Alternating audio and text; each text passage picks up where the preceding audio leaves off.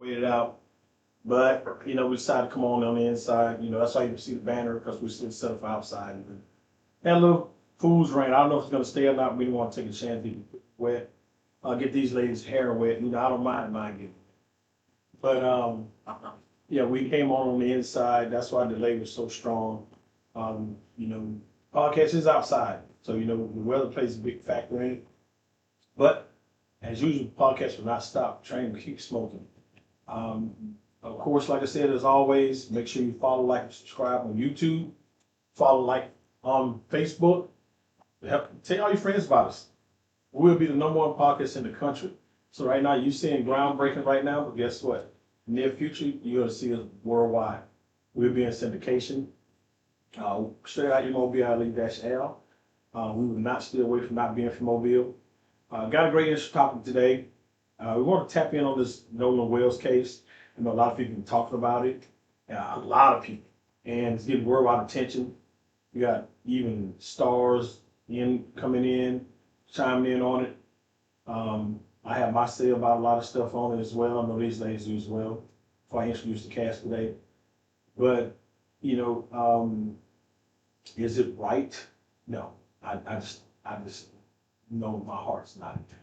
But this topic again today, Chris, what's the name of it?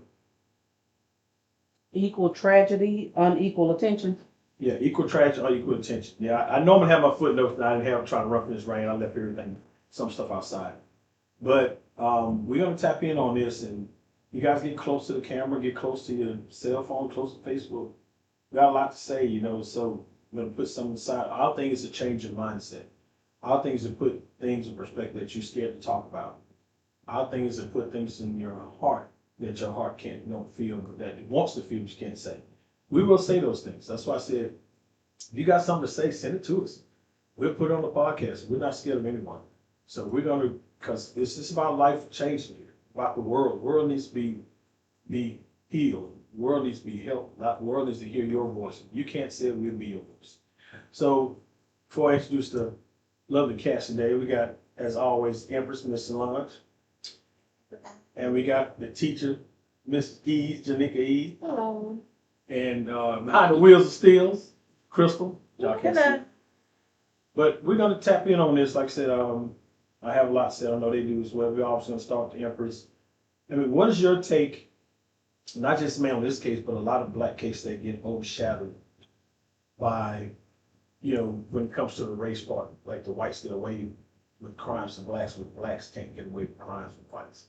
And this Nolan Wells case, clearly, it seems like it's a racial intent. But what do you think about it? Well, of course, we know that this is a problem in our nation.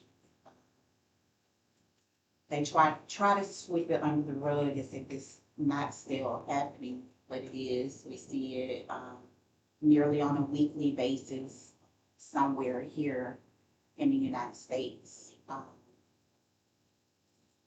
And it's tragic.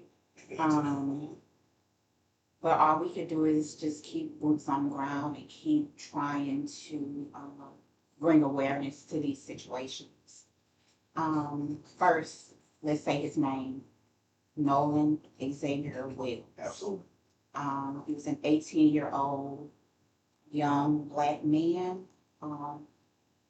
who went out innocently on a voting trip with his friends on July 4th and did not return home.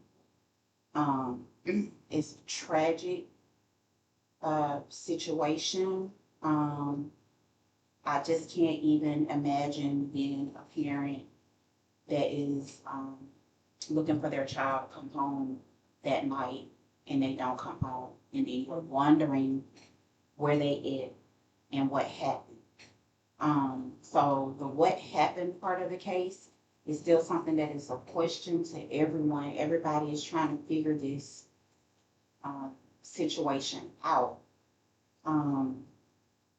Nolan was a football player in Mississippi. He went out with his friends and he didn't make it back home with his friends. My question is, when the friends called for the Coast Guards to come and help them, because the boat started taking on water. Why didn't they say, hey, my friend is missing? Can you help us look for my friend? So, it's just so many unanswered questions. Like, what happened? It's so many different answers coming in from different people. From the young lady that he was supposedly staying on, said that he was going to stay on the island with, and she came forward and said that that wasn't true. He said that he was going back to the boat. My thing is, teenagers or even us grown people, who goes anywhere without their phones? Correct. How did they still have his phone? Correct. How was, if they were leaving the island without him, but you still had his phone, you didn't make no phone call to his mother or anybody to say, hey, I don't know where Nolan is, but we got his phone. None of that happened. Why this lady had to do a 360, life 360 to find out where her son's phone was. I'm gonna chime in real quick and cut you off. I did since. But one thing that I also read upon was when the Coast Guard, everybody on board, they said, yes, everybody's fine. Mm-hmm. Everybody's on board. Mm-hmm. And, that alone throws a question mark because, you should say, like you said, hey, our friend's note's not here. But you stuck that story, oh, he stayed behind on an island that nobody wants to stay on. That don't make sense. But go ahead, I'm sorry. Yeah, it's so many unanswered questions. We're all just, glued to the TV, to whatever media outlet that we can be glued to try to find out updates on this case and what is happening. We don't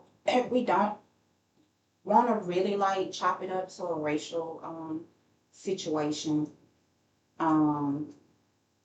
Because he had a lot of, white friends, and there is nothing wrong with it. There is absolutely nothing wrong with it. He was a football player.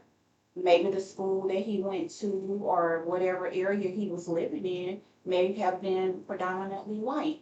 And that is okay. We're not saying anything is wrong with that.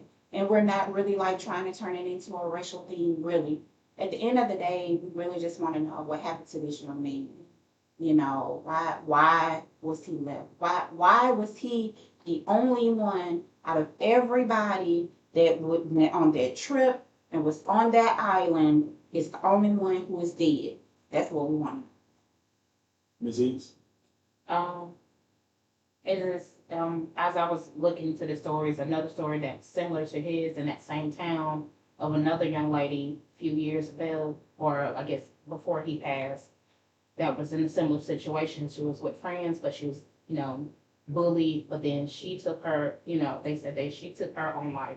But the coverage that she received in that same town was totally different than what Nolan was receiving. I found out about Nolan on Facebook. I'm not Facebook, but TikTok first. And, it took maybe a couple of weeks before I saw it on national news, this whole story. So from what I've read about the different situations, being in town, his mother trying to get, the police to do an effective investigation, there was a whole lot of pushback. But in the case of previously, with the other young lady, her mom didn't receive any pushback. It was always like, you got GoFundMes, she had the support, she had the financial backings. And it was pretty much almost similar situations where she was with a group of kids that were more affluent than she was, that had more, probably had parents that had more, I guess, power behind them with finances or knowing people. Same thing with Nolan. His friends were a little bit more affluent, having people that know people and can cover, I can say cover up things, but because those boys got protected real quick.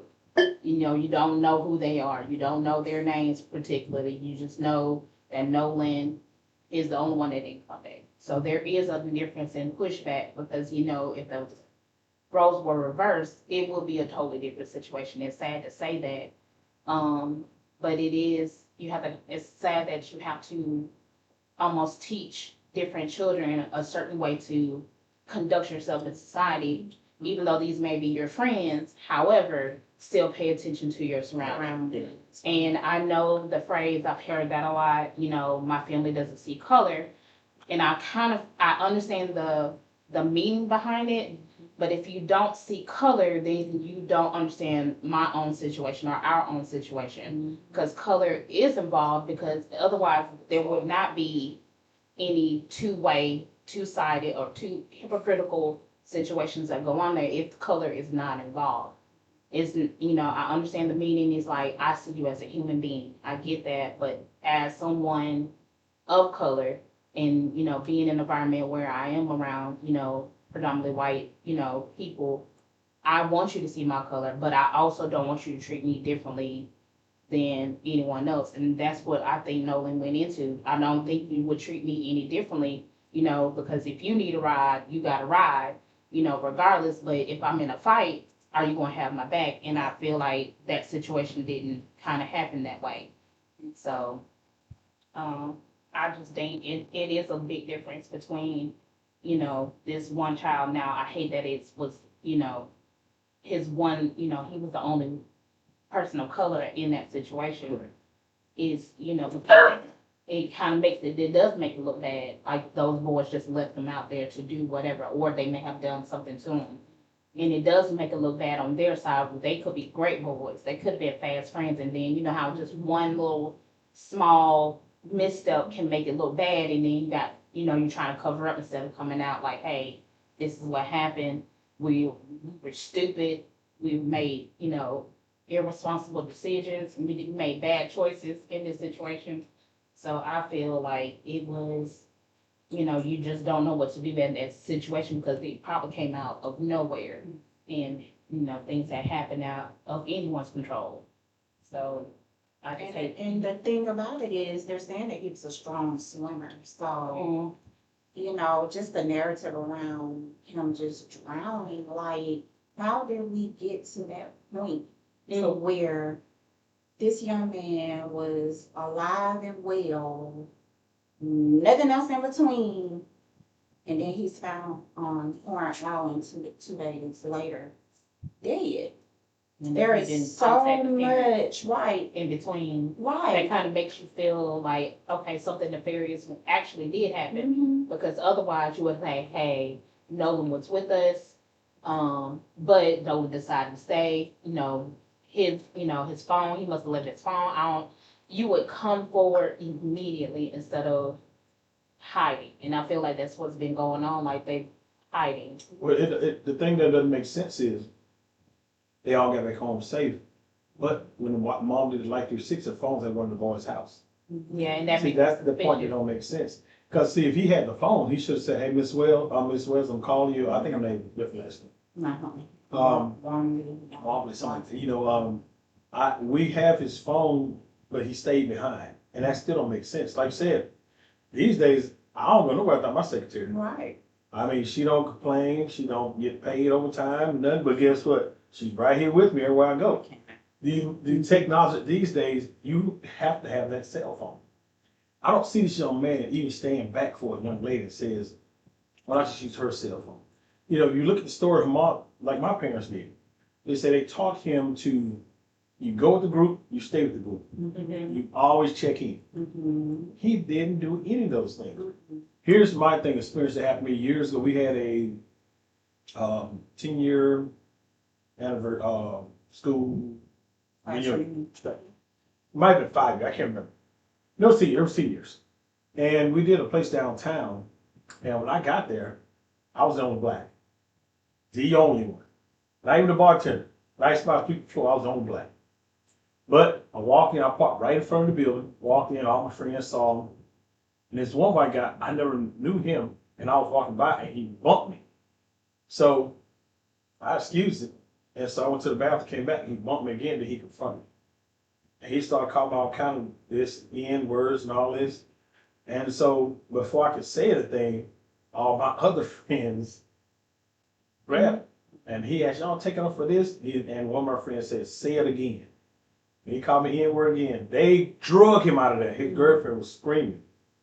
They drug him out of there. When I say drug him out of there, yeah, I think these friends, they were 6 foot tall. I mean, they took up for me, drug him out, and told her don't come back in, and she was crying, but she didn't try to stop him because he wasn't even part of the Shaw class. That was, I guess, her fiance or husband, whatever. And they said, "Man, you're not going anywhere. You're our brother." Mm-hmm. And that made me like, wow. You know, because when I first got, I thought I was gonna see. You know, I went to Shaw when back then was 7% black managers, but they kicked this butt out of there. So I stayed a little longer, then I left. That could have went left. Mm-hmm. You see what I mean? Because I thought my other class was gonna show that were black, but nobody showed for me. After that, you know, I go to another reunion, not because of that, just I didn't have time. But in this case here, see, here's what the old days used to be. The old days, they used to lynch blacks. I mean, just take the house, break, keep, whatever they had to do to take that property. You know, back in Rosewood, Florida, how they did that. Back in Tulsa, Oklahoma, the time when they took over, because Tulsa, Oklahoma had the Black Wall Street. They owned everything. And here's what happened. A radio disc jockey jumped online and was bragging about it, talking about it. Well, the whites hated it because they wanted a piece of that. So they came in, burnt the whole town, killed 200 some blacks or more, and took the town because they wanted a part of it. They said, no, you can't. So like I said, all because that one DJ, you know, who was saying, hey, these guys, they got this together, they got this. He wasn't bragging, he was just letting know how they get so strong as a community. But the hatred of the dominance of the white race, I'm sorry, y'all, I have to be honest. Not everybody, 'cause I got a lot of great friends. I know they say, I have a lot of black friends. I have a lot of friends. I don't say black, I have a lot of friends. But in this case, I know they killed this young man. I'm not gonna say they didn't, because none of the stuff makes sense, especially as soon as you're home, you get lowered up quick. Then the mother judge says, well, they all testify. They testified to kill Cliff. Then the sheriff said, well, it's accidental suicide. He stayed back on his own. He did a foolish mistake. He made a bad choice. Not a kid who's decorated like he is make that bad of a choice. But see, the thing is, and I'm serious, a lot of blacks feel if you put a black kid in a white school, he's gonna come out good. You put on an all white team, or all white partner, or all white whatever, he's gonna come out good. See, that's a thing in line, because you understand. That's one that still has that hate that was taught to him through his family. Absolutely. That's one. And when he goes, he don't come by himself. He back in the old days, he brings a whole posse for him. So you understand, if he got into an argument with any one of these guys here, his friends gonna stick behind him. Because that's like I used to tell people before when I was young. I said racism is so, this is how racism is so strong. You have one white guy, you know, my dad and mom grew up in the 50s and 60s. That's why I tell all the stories from my aunts and uncles and stuff. They would hate a black guy who down got his own farm and all that. Didn't bother him, but he was just so hateful. You think he's better than me? I'm the white double race. He would get all his friends go down there, tear his house up, kill him, whatever. Try to take his land. Then the other guys get back home and like, what did we do that for? Because you got one guy who had that hate inside of him, but he got to have people go along with him because he's not gonna do it by himself. So if he did get into an altercation with one of the guys, and they all jumped him, for the autopsy to tell him, they gonna stick together because these other kids aren't gonna tell them random their friends because they don't want to go against their own race. Because you gotta think, they go back and say, look, John did it, Trey did it, Michael did it, they did it. Then you're gonna have all this hate going toward them, and the parents saying, hey, we gonna let them go to prison either. They're kids too. They got a future. Which I think that man. They took away his future. Yeah. You took away his, but see, that's how the hatred goes. They don't care about that. They care about his color because he's black.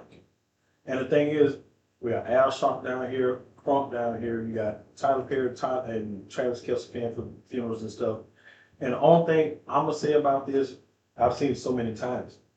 You have all these stars down here petitioning and marching and all that, but these judges behind the closed doors stick up their mind, baby.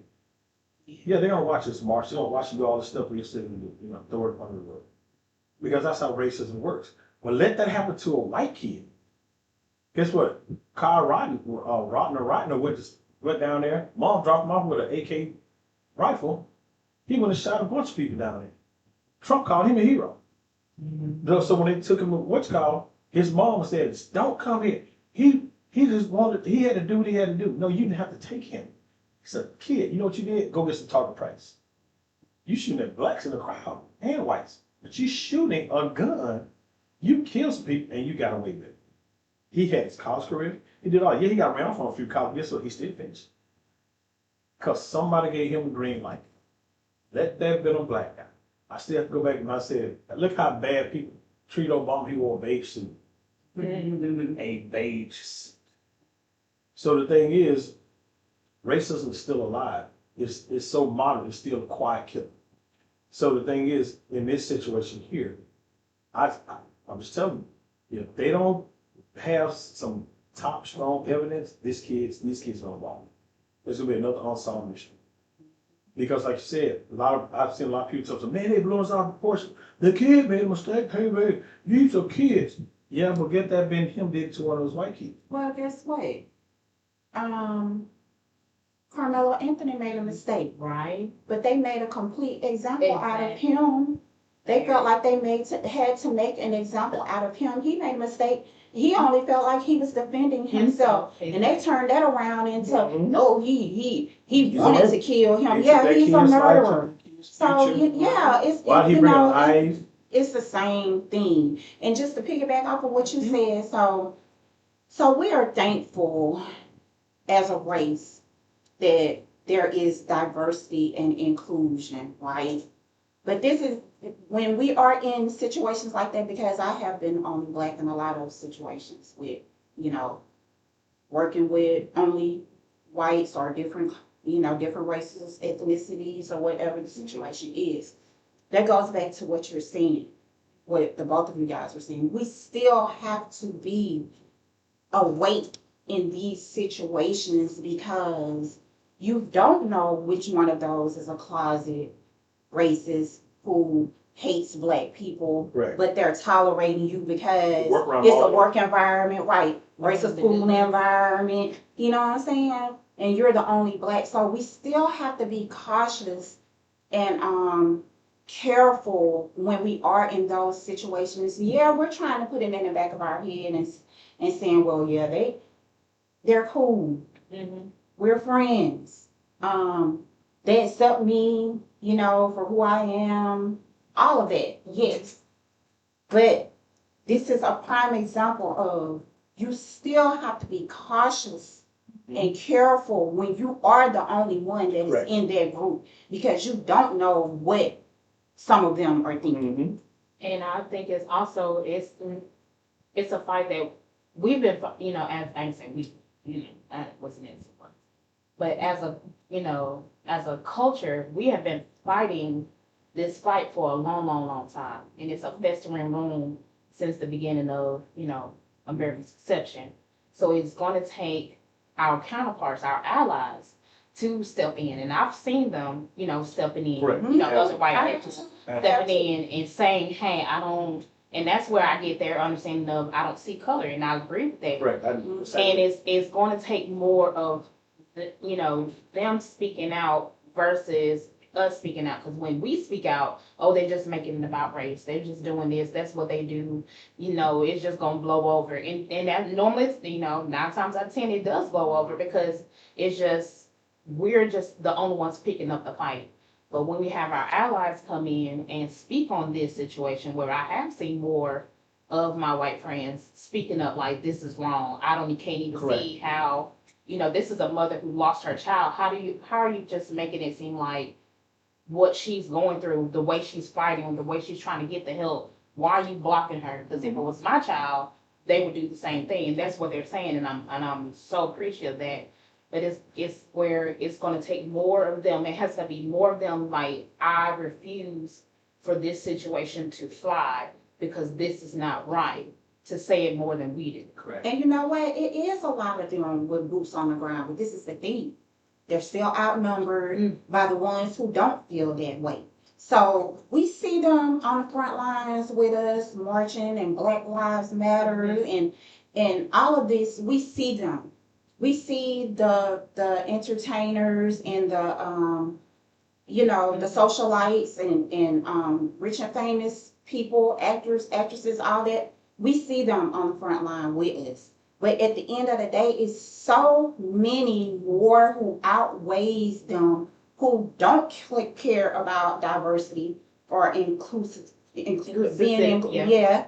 you know, they taking this out of the colleges and stuff, you know, so it's just like we fighting the fight, we'll march on and get 2 steps ahead, and then we get taken back 5 steps. I just think it's the other side's voice is so loud. It And is. it's been so loud for so long that our, the other voices is like, we don't agree with it, but it's like, who cares if you don't agree with it? And then you're like, okay. So it's not like that pushback, continual pushback of, I don't care if you don't care what I think it is, because this is exactly how it's going to be. And you have so many people that are in power, of equal weight with the celebrities, but you also have people that are in those legal realms, like federal court judges and stuff that are there that are fixing, the or rigging the game. That it's like, how do you get them to be truly unbiased? Because that's your job as a judge, to be unbiased in a situation and hear the facts and hear the case. But if you have other influences like money and prestige and power, to like, if you go on this side of the law, we're going to do X, Y, and Z for you. And one thing too, I'm having to say on some of that. Like I said, they were doing Black Lives Matter. A lot of the whites hated it. It was like, it's unnecessary, this and other. But yet still y'all can walk down the street and say white power. So the thing is, if that situation, that case, that we had option right to say our lives matter as well. But the judicial system is so unequally yoked for years, is that no matter what, if you look at it, so many cases, I seen one guy, he had broken somebody's truck or something. This years ago. I wish I could remember the case. I don't even remember the name. But he broke in the guy's truck, white guy's truck. They gave him 10 years in prison. He was like, what? My first, but they see the system is to keep us locked down, to keep us more punished. So the thing is, they still stick together. That's why in a lot of the judicial system, you got more white dominated, because if you get more blacks in, then stuff start getting equal. That's still a what's called, but it will be, because right now, like I said, that's why we're so scared to go to court. I'm going to court, man, they might give me 10 years for jaywalking.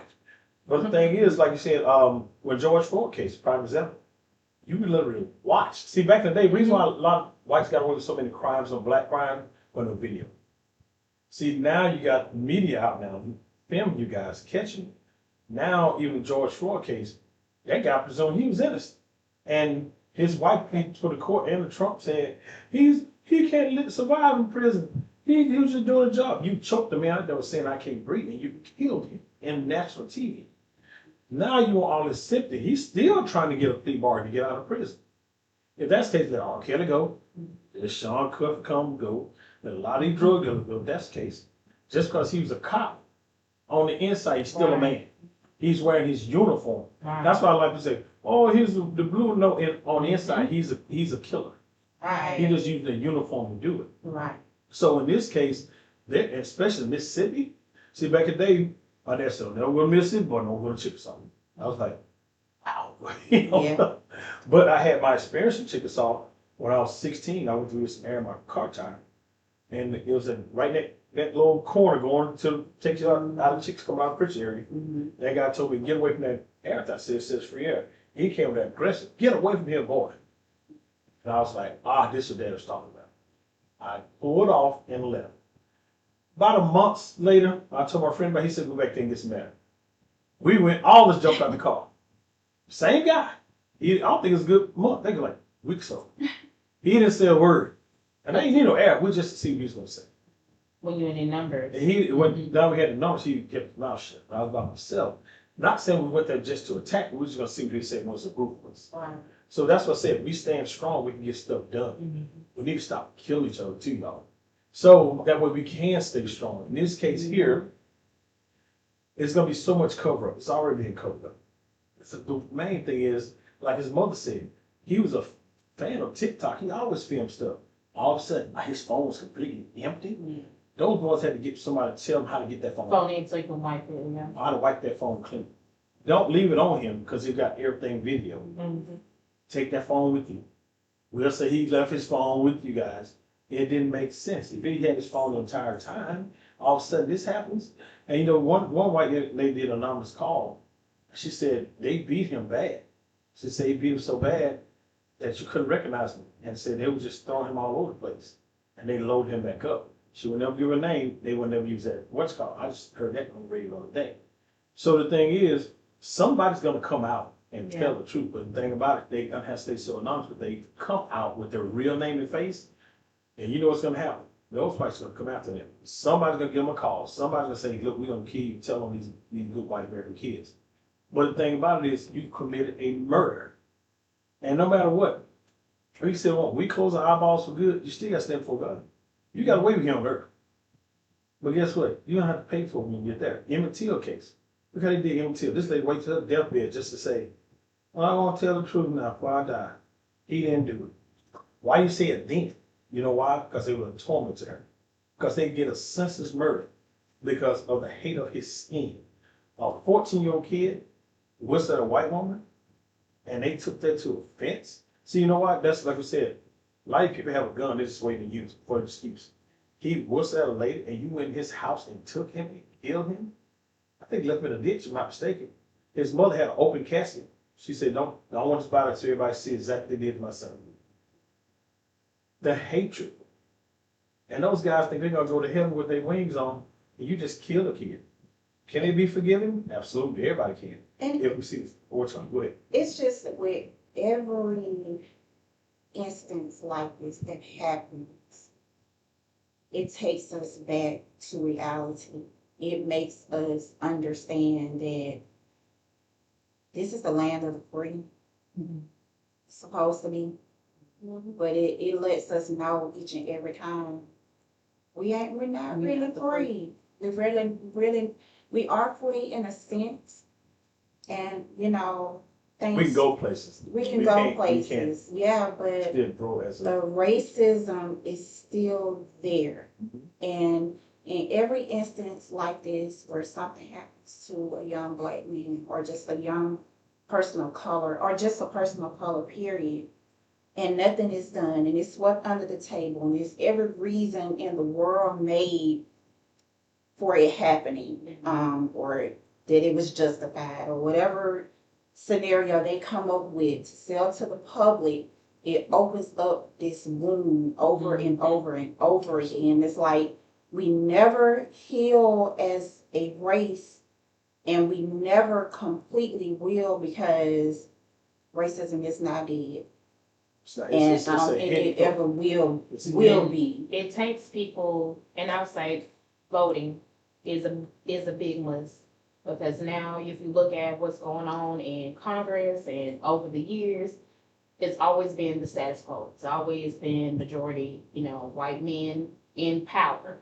And so they have their own personal gains from that. So I'm going to vote for the issues that matter to me. Mhm. So therefore, it's going to affect everybody. But people don't understand that, or they may understand or just don't care that your vote matters. Your vote does matter. It does. Yeah, I do believe there's more of us than there are of them. However, I think because the system has been beating us down so much, we have that mentality. Well, it's not going to matter. My one thing is not going to matter. It used to be 1 penny can make 100 pennies can make $1. Maybe your 1 penny not gonna work, but 100 of us, I guess pennies not anything no more. But 100 of us can make a difference. But it's just like you have to have some kind of faith and some kind of hope that it will change, and keep pushing towards that. But it also takes something within us, within our community, within our, moral, bringing up our kids and teaching our kids, regardless if they're, from our own bodies or somewhere else, that we have to teach them it does matter. And when you decide to be quiet, you agree with the other people. You agree with the other side. So when you are quiet in a situation where you see something is wrong and you don't speak up, you silently agreeing with it. And I think that's because, people have, been beat down with violence and, unfair laws, or being unjustly accused of things, and you be like, well, it is what it is. But we have to get out of that mentality of it is what it is, and say if we want something different, then we have to do something different. And I would say upon this too. Caitlin Clark, when her and Angela Reese played in college, in a championship game, and Caitlin Clark had been shy. She did this in front of everybody. So Anderson won the game, she did the same thing back. Mhm. They want her banned out of going to the pros. They want her endorsement on all this stuff. They'll call her a thug and all that. Cause you know why? Kim Clark was crying. They said she insulted her. You don't realize Caitlin Clark did it first. Caitlin Clark got before the meeting and said, no, don't touch her. That's sportsmanship. I did it her first. But you had the wife say, no, she's a thug. You know, because it was a sportsman tactic. You know, if there had been two blacks did it, it wouldn't nothing said. So the thing is, you have to understand the dynamics of it all. Like I said, like the president, you know, we had one black president, and they had fit for 8 years. Still haven't. So, yeah, still haven't fit back. Every time Trump does something, it's Blame more it Obama's on- fault. Yes. And one of the media people said, listen, He Trump, been in Obama's out of office office so long. About 10 years. It's still his fault. You know why? Because the racist in his mindset, that's how racists work. Mhm. The hate don't stop. Mhm. The hate doesn't stop at all. So the thing is, prime example, when the Klan went and marched down against the blacks and everything, when Trump was in office, he said there was a lot of good people on both sides. No, it wasn't. They came out there interfering with them. Recently, about a month ago, a white guy shot through a picnic. Guess what? Ain't nothing gonna happen to this guy. He shot through a family reunion picnic, came and opened up. Nothing happens. You know why? Because the stigmatism of this thick racist stigmatism is just a quiet. They just don't explore it as much. So the thing is, but it's still there. I remember one time my son would say, hey dad, my friends would go out with them, probably be late. I was like, your friends who? He named all of them. I said, they're all white. I said, you're not going. He was like, well, that, and it was just big. Miss, I said, oh, let me tell you something. My son's not going unless I'm coming with. No, man. So why y'all want him to go so bad? You know why? Because they'd probably torture me. And I told him, I said, son, you understand, I just saved you. You're like, dad, I trust him. I said, I don't. I said, trust me. I grew up in the 70s, experienced a lot of racism, a lot of hate, went to school with that stuff. So the thing is, they want him to go so bad. I said, why y'all so bad with my son? I'm a phone kid. But I mean, we just, how many y'all be there? Maybe about 8, 9 of us, and my son too, right? No. I said, if I go, I'm calling me and a few of my friends. We always going on. Don't Mrs. Wood. I said, no, sir, he is not going, son. Don't call back. And see, that's probably the same thing that happened with Nolan. He trusted them. Mm-hmm. He gonna You know what I'm call saying? So they probably played football together, probably went through Now, high first time they school. went out on that trip, it's probably been like a normal, Yeah, it's know, a normal activity. thing with them. So he trusted them as well, you know. And look at what happened. Of course. So Like I said, kids, other kids that were there. I understand what 300 of them, how they were. Well, the other kids that were there, they saw a black man amongst all of us. But how dare he? That one kid yeah, could start the whole riot. yeah. All thing I'm upset about is that his friends step in. They help him. Hey, this is our friend. You know, guess what? Well, we don't stick together. Hey, we can't do nothing about it. This man, I just don't see. Look, me as a man, period, going to a place on an island, get dropped off, say, hey, come get me later. Right. Take my phone. No disturbances. Right, Ain't no right. way in with God's this generation, their phones is like a part of Glued their to their arm. hands, right. So why would he do that and then don't want to come back home over a girl? Right. No way. Oh, come on, man. No. Listen, I tell everybody all the time, couldn't be that good. Not to sit here and sacrifice your life on an island by yourself and tell everybody to leave me here. Right. It doesn't make sense. And like I said, he was murdered. I know a lot of people work say, oh man, I'm not throwing a race on, throwing a murder charge in here. Right. He was murdered. They covered it up. And if they don't watch it with this judicial system, where it is, especially in Mississippi, they're going to get off. And they're going to get off because nobody's coming forward. It's only going to take one person or break that silence, not 10 years down the line, but now, and then start putting the pieces together. You can have Al Sharpton, you can have Crump, his name, you can take a Martin Luther King, no matter what, they're still going to stick together and try to get these kids on. See, some of them just throw it on us. Some will say, man, if you get involved in that, man, Junior did that. Favorite cop And out. Junior had nothing to do with it. Junior, but see, guess what? If that wasn't been a white kid, just say he'd hurt one of the white kids, that boy would be drug in jail. He wouldn't even get a court case. they're gonna automatically put him straight in prison. Because that's how the system is made. And they That's try to why. dig up every negative thing that he Right. might have done. Look at George Floyd. Yeah. Oh, he was a thug. He was this. He that. Trayvon Martin. And then they forget. Remember Trayvon, Trayvon they still Martin. can't even They made him justify like it he was the worst thug Yes. in the world. because he was fighting back. Look, they even told George Zimmerman, back down. Back down. Do not follow him. I can't let him get That's away. What they said. Do not It's follow him. follow. You followed anyway. Mm-hmm. You had your gun in your pocket already, ready to kill this kid. And he got off. His wife told him. She divorced him, said, yeah, he did. He bragged about how he killed him. But guess what? He's still out of prison. Is he in jail? No.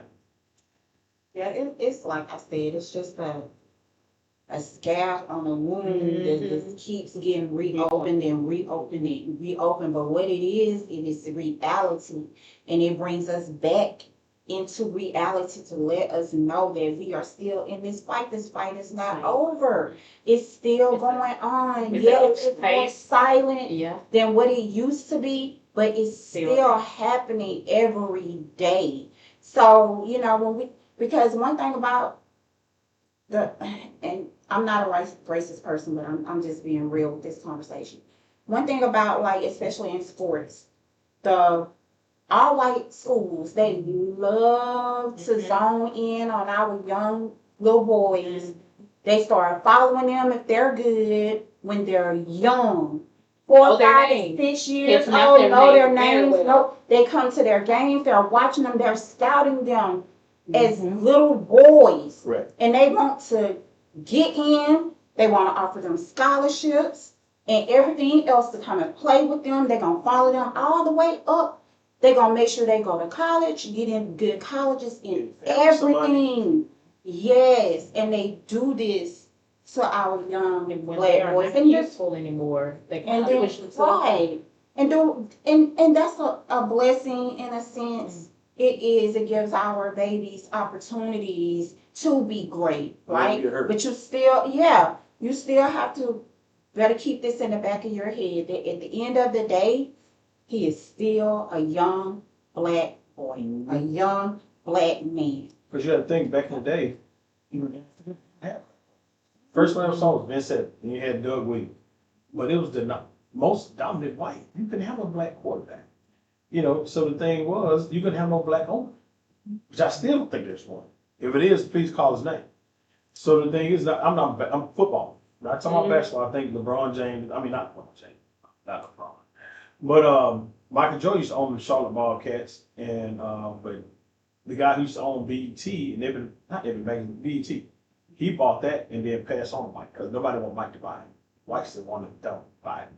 So, but the thing is, like I said, the stereotypical situation is Trump's trying to get it that way now. A lot of you Trump lovers out there, y'all love him because of stupidity.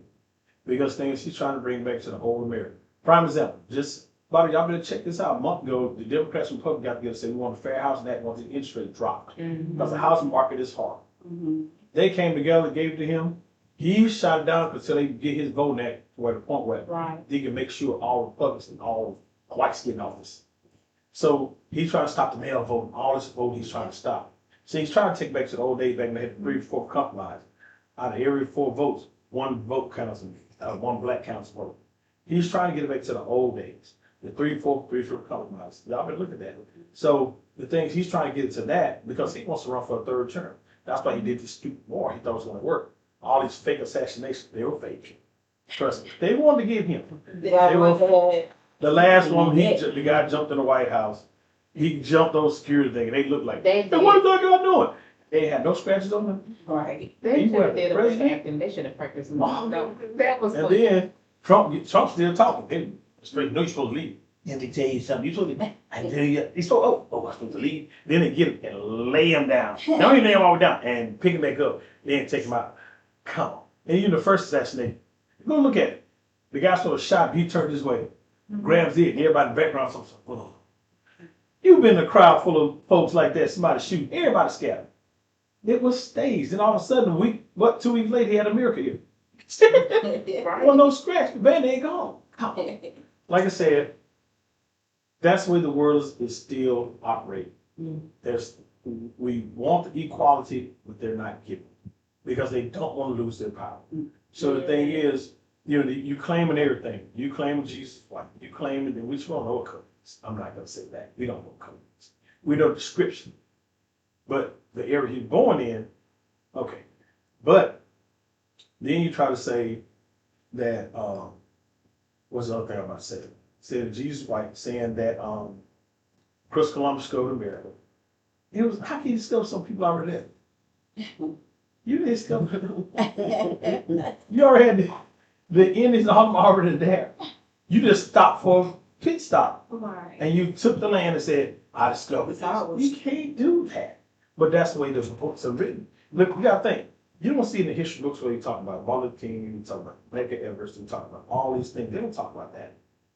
And you're a school teacher. You know that. They don't talk about those things. In certain, it just depends on, again, the demographic of the school. Yeah. And every school is different. Predominantly And black. if it's, predominantly that, I know They're gonna they have that in have. the history class. And then if it's not, we don't have like excerpts and blurts unless somebody takes it up in February.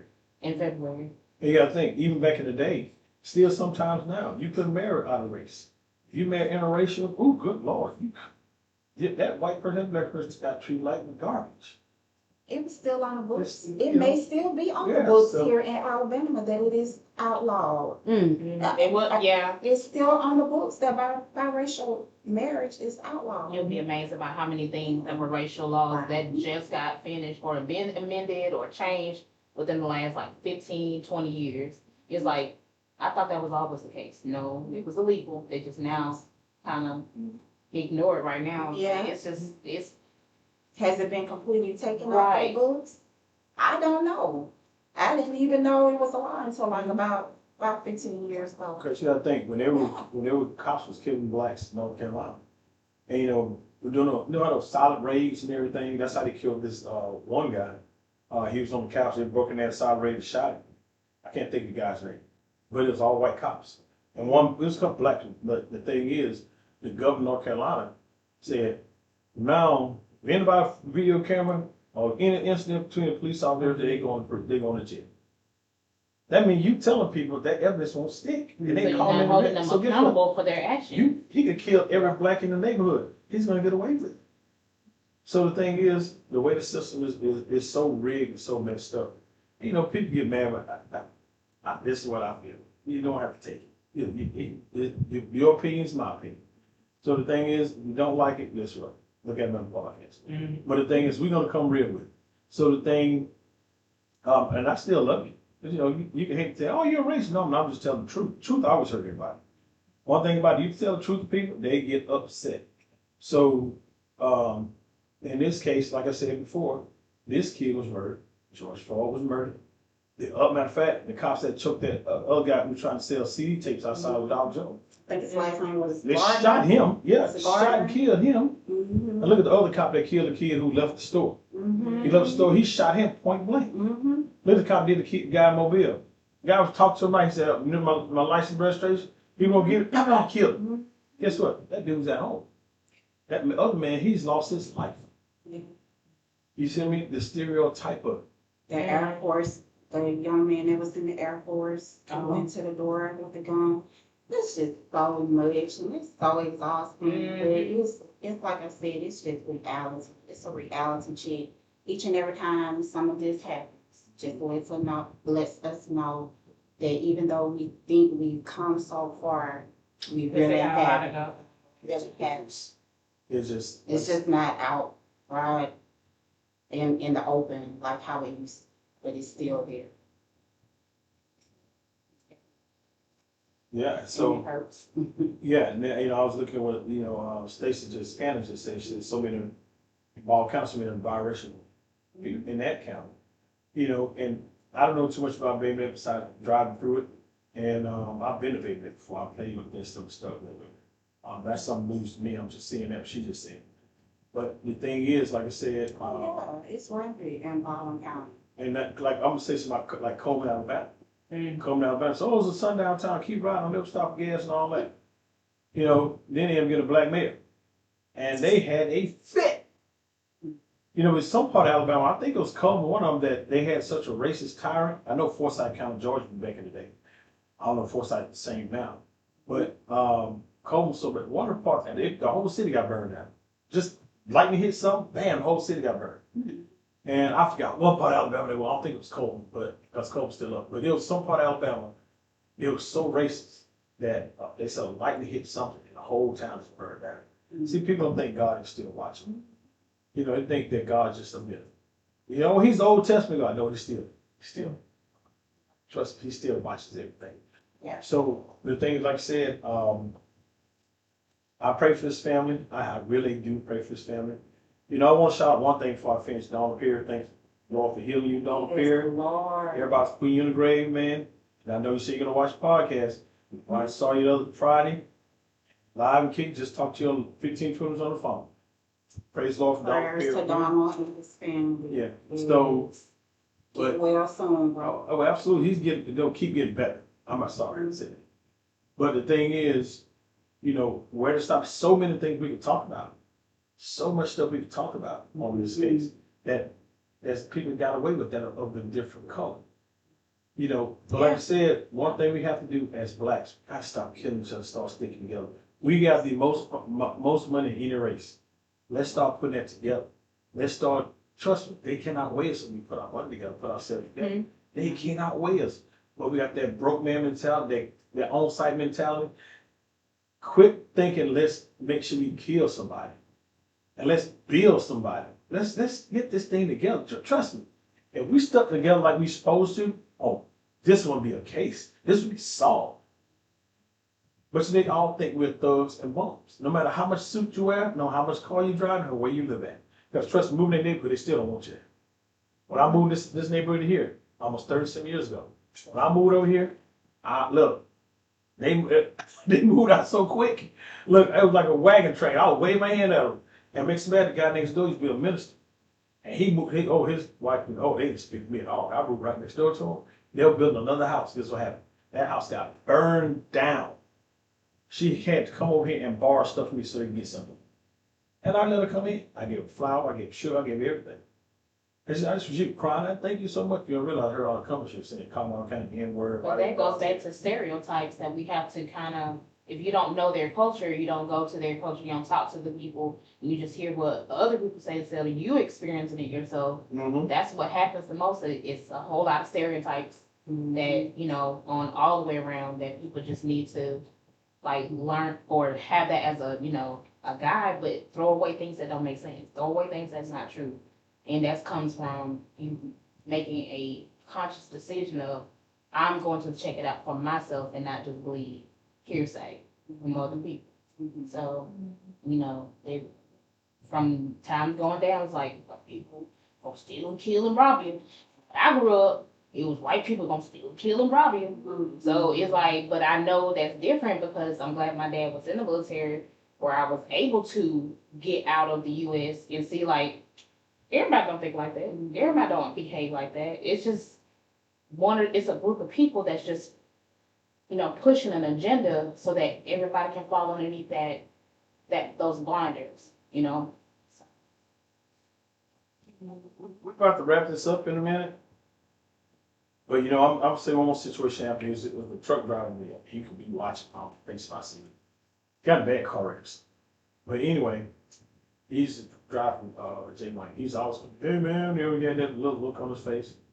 And so all of a sudden one day he said, man, y'all go fishing with him. I said, no, I'll go fishing. I ain't fishing. And he said, man, we go fishing with whales, like this little place out in Dolphin House, like a little thing of dirt, man, it's real solid. We go out there and fish. I said, who all gonna be? There'll be about 4 of my friends, you know, real great guys. I said, nah. My red flags is flying like crazy. Yeah. I grew up in the 70s. So finally I mentioned, that's one day he come in. Man, you never get my answer back. I said, okay, now my gloves off. Listen to him. Blah, blah, blah. Pay cover, blah, blah. I'm not going fishing you or any of your buddies. You understand? Quit asking. When I say he gave me a look like, oh, no, you go find another one. This ain't surviving the game with Ice T. I'm not gonna be out there you chasing me around trying to kill me. You don't realize how that move went. Ice T killed all them. So do you think to survive the game, you better watch the movie. Because IT got all them back. So, but the thing is, yeah, he kept, kept asking me, and I finally had to just tell him, quit asking me. I'm not going fishing you on your butt. Shouldn't be going fishing out there, man. Shh. So the thing is, but the thing is, like you said, you have to keep the kids away. Yeah, you definitely have to. Just because they're all white don't mean it's right. Right, Absolutely. absolutely. And I tell my children all the time, watch who you hang with, watch how you carry yourself.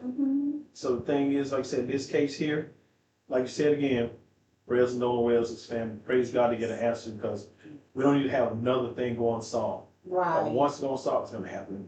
And it's going to keep on happening. Now, the only way everything's going to solve, and I hate to say it, I'm about to say the truth, when the Lord comes back.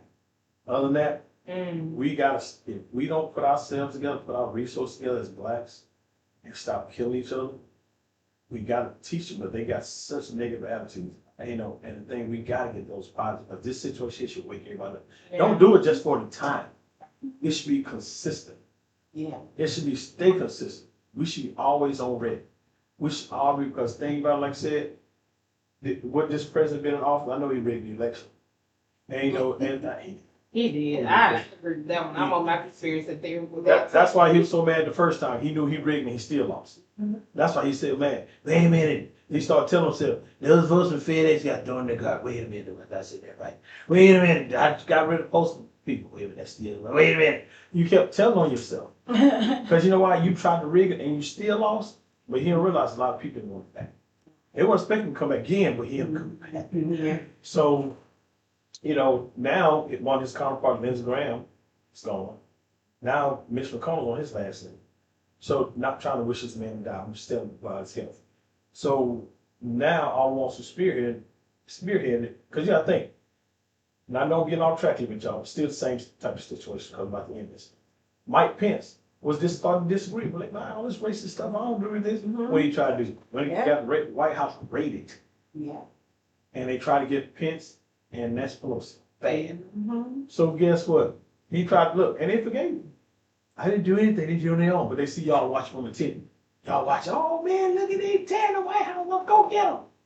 But then you get all the ones that was in that got a party. Yep. And guess what? R. Kelly just put in a party with her. Boosie mad because Boosie paid him $6,000 and now he wants his money back. $600,000. Dummy. So the thing is, not R. Kelly asking for a party. I'll say, R. Kelly, you can write some songs and send them through prison and make some money. That's the only way you're gonna do it. That means it's not gonna look at you and get you out. No matter, because he got some general out here did some type of, and pardoned him instantly. Remember he was in office last, he pardoned him instantly when he got out. So you understand, people, racism is still here. I know we talked about it before on this podcast, but we had to bring about Nolan Wells kid. Like I said, but we're tired. We're sick of seeing it happening, and nothing happens to the people who are doing it. Right. We're trusting in the law to do what the law says it's going to do, but every time we feed people that just circumvent, go over, do whatever they, even though it, law, the Constitution clearly states X, Y, and Z, but you're saying, just because I know your family, I'm not going to do it. And then that's just, it's not right. Yeah. Well, like I said, we're about to wrap this thing up. Pray y'all got something out of it. Tune in every Sunday at 1:30. We just got a little late start today because we were trying to play by the rain. The rain ran us in the house. So, we went back outside several times. The rain said, nah, go back in the house. So we're in the house, but like I said, we didn't get a chance to banner up. But like I said, keep liking and sharing this podcast. Follow, go to YouTube, subscribe. Like I said, spread this podcast around the world. Like I said, we want to be in everybody's house, so I don't care if it's in an igloo. I want some Eskimo watching this and play the Degree podcast. Yes, I want them to watch it. So the thing is, let's spread this podcast. Go to Facebook, like and share. IG, YouTube, Linktree. We're coming definitely Spotify, we're coming to TikTok. We got a lot of other streaming coming too. We're working on this trust behind closed doors. We're working on it. Trust me. You're gonna see it's gonna be a wild word spread. We gotta get this AI thing controlled. They are really, y'all don't understand AI is something you don't want to deal with. AI is torture chamber, really. But we're working on getting around them. But like I said, perhaps someone got somebody today. Perhaps somebody in Mississippi watching as well. And share somebody let us see that we are supporting this Nolan Wells family. I really hate what happened to this kid because he had such a bright future, but his life was taken. His life was taken. He didn't take it. He didn't go. His life was taken. So I just want to say that. You ladies got anything else? Everybody's heart is clear. So y'all know, dispatch goes down. Podcast is over. See y'all next Sunday.